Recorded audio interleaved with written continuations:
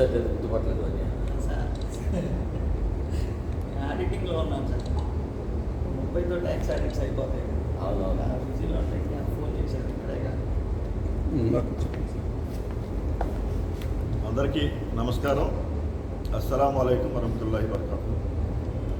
చాలా సంతోషకరమైన శుభవార్తలు గత 100 రోజుల నుంచి కూడా తెలుగుదేశం ప్రభుత్వం, అది ఎన్డీఏ ప్రభుత్వం వచ్చిన దగ్గర నుంచి కూడా అన్ని వర్గాలకి కూడా అంచెలంచెలుగా ఏదైతే ఎన్నికల్లో మేనిఫెస్టోగా ఇచ్చారో, ఏదైతే హామీలు ఇచ్చారో, 5 ఏళ్ల నుంచి ఏ వర్గాలైతే ఇబ్బందులు పడుతున్నాయో అన్ని వర్గాలని కూడా సంతృప్తి పరిచేలాగా ఎన్డీఏ కూటమి ప్రభుత్వం, ముఖ్యంగా ముఖ్యమంత్రి చంద్రబాబు నాయుడు గారు, అలాగే డిప్యూటీ ముఖ్యమంత్రి పవన్ కళ్యాణ్ గారు చాలా మంచి మంచి నిర్ణయాలు తీసుకోవడంలో భాగంగా నిన్న మైనార్టీ రివ్యూని చేసి, ఏదైతే మైనార్టీస్కి సంబంధించిన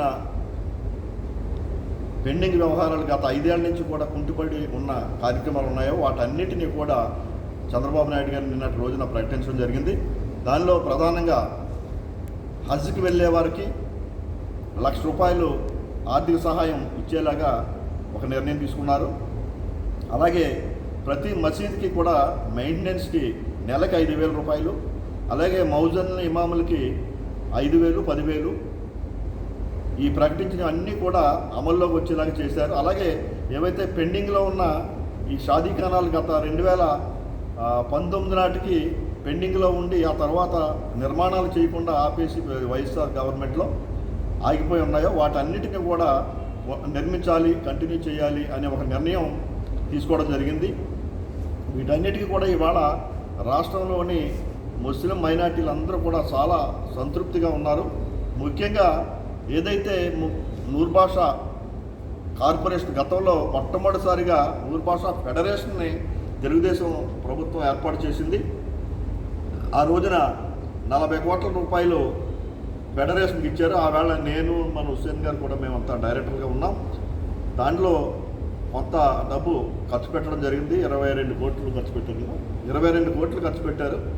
మిగిలిన 18 కోట్లు కూడా ఖర్చు పెట్టకుండా జగన్మోహన్ రెడ్డి ప్రభుత్వం వెనక్కి తీసుకోవడం జరిగింది. అలాగే నూర్ భాషా కార్పొరేషన్ వారు ఏర్పాటు చేశారు, కానీ ఏ రోజు కూడా ₹1 కూడా వాళ్ళు పంపిణీ చేయని దౌర్భాగ్య స్థితి గత 5 ఏళ్ళలో చూసాం. ఇవాళ ఏదైతే చంద్రబాబు నాయుడు గారు నిన్న ప్రకటించారో నూర్ భాషా కార్పొరేషన్కి ఈ కంపెనీ యాక్ట్ ప్రకారం చేసి దానికి బైలాస్ అన్నీ రూపొందించి పూర్తిగా దానికి నామినేటెడ్ పదవులతో పూర్తి చేసి ప్రకటించేలాగా ఆ కార్పొరేషన్ని టెక్నికల్గా అన్నీ కూడా ఏర్పాటు చేయడం జరిగింది. వారు నిన్న ప్రకటించడం జరిగింది. గతంలోనే చెప్పారు, నూర్ భాషా కార్పొరేషన్కి ప్రతి సంవత్సరం కూడా ₹100 కోట్ల ఇస్తామని చెప్పి అన్నారు. అలాగే నూర్ భాషాలకి పర్మనెంట్ మైనార్టీ హోదా ఇస్తామన్నారు. అలాగే మైనార్టీ కోటాలో ఏవైతే